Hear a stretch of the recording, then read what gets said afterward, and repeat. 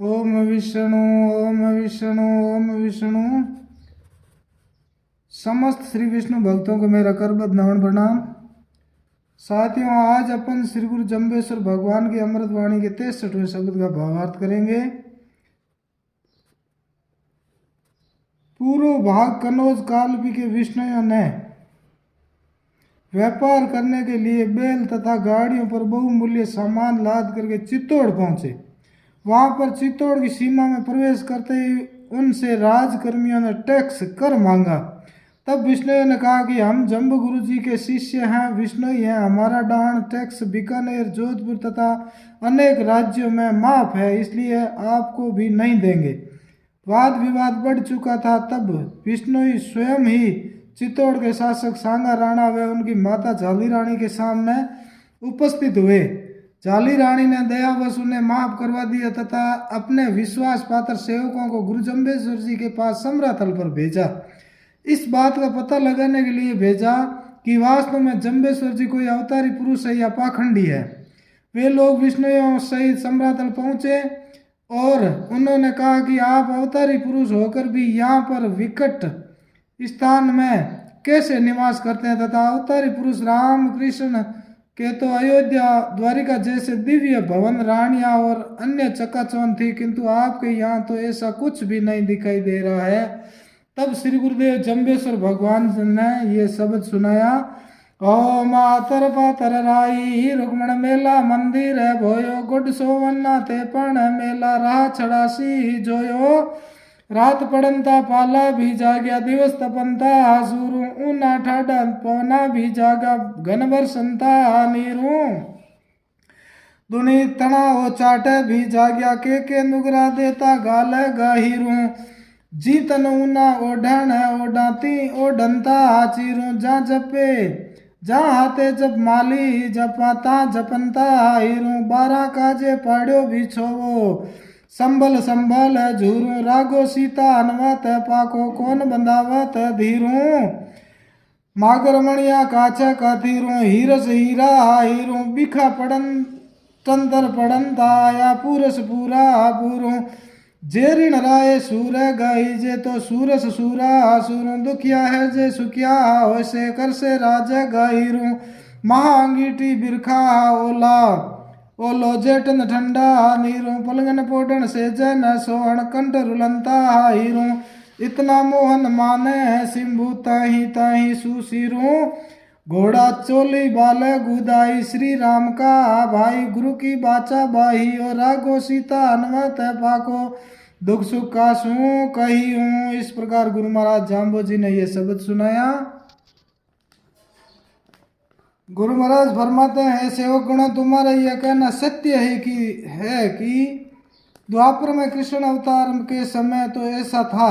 उस समय तो अनेक दास दासियों से घिरी हुई पवित्रा सौम्या रानी रुक्मणी थी, जो सदा सेवा में संलग्न रहा करती थी और द्वारिका में बड़े बड़े महल मंदिर मन भावन थे। वह स्वर्ण में दिव्य द्वारिका रानी रुक्मणी सभी कुछ वहीं छूट गए, यानी छोड़ दिए गए। अब मैं यहाँ अकेले जैसा ही हूँ। हालांकि यदा कदा कुछ लोग समीपस्थ रहते भी हैं, किंतु फिर भी मैं अकेला ही हूँ। आगे गुरु महाराज कहते हैं, यह भी कटु सत्य है कि यहाँ इस देश में रात्रि पड़ते ही सर्दी प्रारंभ हो जाती है और सूर्योदय के साथ ही गर्मी प्रारंभ हो जाती है। यह मरुभूमि भी की विशेषता है तथा कभी गर्मियों में तो भयंकर लू चलती है तथा सर्दियों में ठंडी बर्फीली हवाएं चलती है और वर्षा ऋतु में कभी भयंकर वर्षा तो कभी सूखा पड़ जाता है। जो भी ऋतु बदलती है वही पूर्ण रूपेण अपना प्रभाव जमाती है। इस बदलते हुए वातावरण को इस हरी कंकड़ी के नीचे व्यतीत करना पड़ता है तथा इतने कष्ट में वातावरण में मैं निवास करता हूँ, फिर भी यहाँ के लोग मेरे पास में अपना दुख दर्द लेकर आते हैं। अनेकों प्रकार की कष्ट में व्यथा कथा मुझे सुनाते रहते हैं। उनके कष्टों का निवारण भी मुझे करना पड़ता है तथा कुछ नुगरे लोग मुझे बहुत ही गहरी गाली भी देते हैं। उनकी यह गाली भी मुझे सुननी पड़ती है। मैंने इस शरीर पर जो ये ऊन का भंगवा वस्त्र ओढ़ रखा है, कभी इस शरीर पर मलमल के दिव्य वस्त्र ओढ़ा करते थे, तथा इस समय मैंने जो ये हाथ में जप करने के लिए काठ की माला ले रखी है, कभी रामकृष्ण समय में हीरों की माला हाथ में रहा करती थी। मुझे यहाँ पर मरु प्रदेश में इस समतल भूमि पर अनेकों कष्टों का सामना इसीलिए करना पड़ता है क्योंकि प्रहलाद जी के वचनों का पालन करते हुए इस 21 करोड़ तो पार पहुंच गए तथा 12 करोड़ों का उद्धार करना अभी शेष था। वे लोग भाग्यवश इसी देश में यत्र तत्र बिखरे हुए हैं। गुरु महाराज फरमाते हैं 12 करोड़ लोग जो 33 करोड़ में से बचे हुए थे, जो ये भाग्यवश यहाँ इधर उधर बसे हुए हैं, उनकी खोज करके वापस परमात्मा के लोक में पहुंचाना है। जब जब भी मुझे यह प्रहलाद वचन याद आता है तो मुझे भी दुख होता है कि अब तक मैं वचनों को निभा नहीं सका हूँ, इसलिए यहाँ पर डटा हुआ हूँ। आगे गुरु महाराज फरमाते हैं राम को वनवास काल में भी अति कष्टों का सामना करना पड़ा था। उस समय भी रावण आदि राक्षसों को मारना प्रयोजन था। उस समय तो राम के साथ में लक्ष्मण, सीता के अलावा हनुमान जी जैसे सेवक भी थे, महावीर था। जब कभी अयोध्या की याद आती, कष्टों का अनुभव होता है तो ये लोग धैर्य बंधाया करते थे, किंतु यहाँ पर तो मुझे धैर्य बंधाने वाला कोई नहीं है, क्योंकि धैर्य ही दुख को निर्वर्त करता है।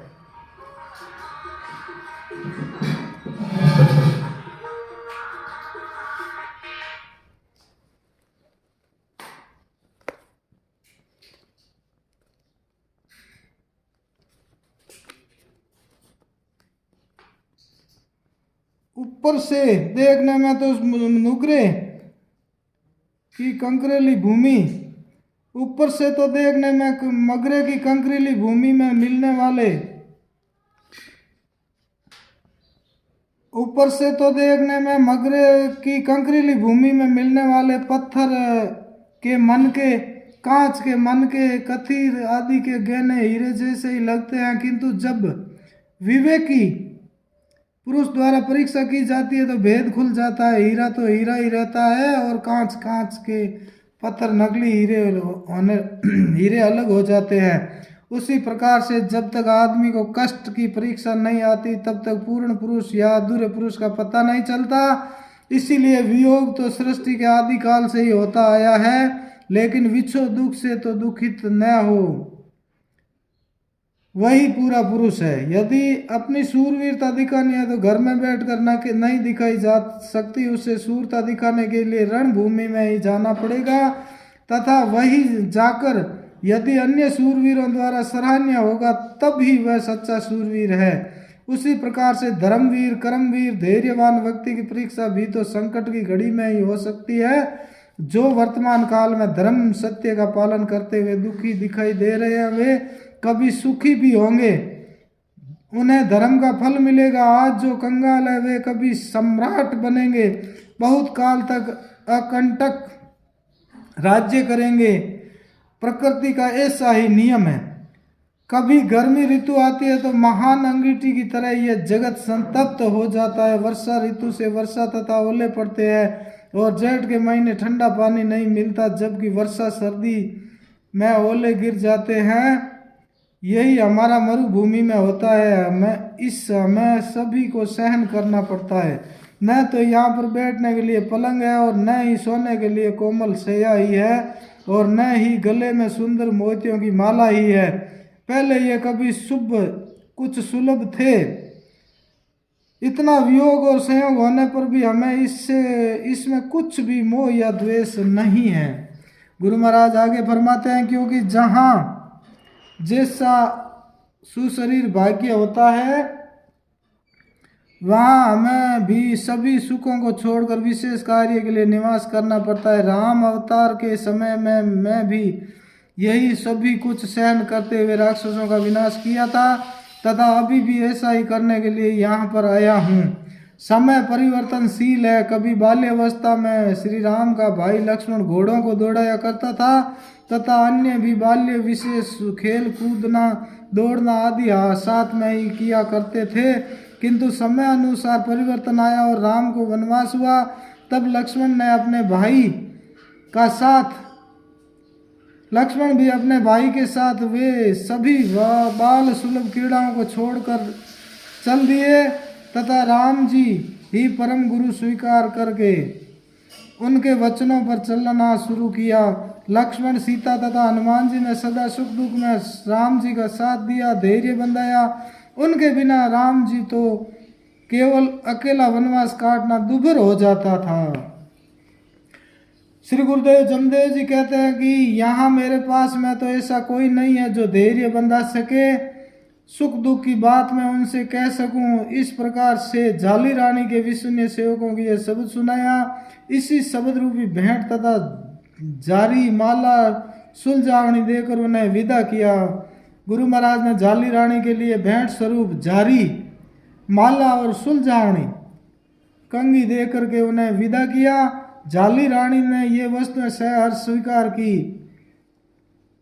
तथा जम्बेश्वर जी ने की दर्शन की लालसा से जीवन व्यतीत करने लगी। कुछ समय पश्चात जम्बेश्वर जी ने चित्तौड़ जाकर झाली रानी को दर्शन दिया। संग्राम सिंह जी वह झाली रानी को शिष्य बनवाया और विष्णुयों को सांगा राणा की प्रार्थना पर वहीं उनके राज्य में बसाया, जो अब भी पुर दरीबा संबेलिया आदि गांव में विष्णुई बसते हैं। इस प्रकार गुरु महाराज ने ये शब्द सुनाया। बोलो श्री गुरु जम्बेश्वर भगवान की जय, श्री विष्णु भगवान की जय। बंधुओं, आप मेरे YouTube चैनल पर नए हैं तो इस YouTube चैनल को सब्सक्राइब अवश्य करें, आपकी महती कृपा होगी। और इस भावार्थ को आगे से आगे शेयर करने की कृपा कीजिए ताकि हर विष्णु बंधु या हर धर्म प्रेमी सज्जन के पास में ये पहुँचे। बोलो श्री गुरु जम्बेश्वर भगवान की जय, यज्ञ देव भगवान की जय।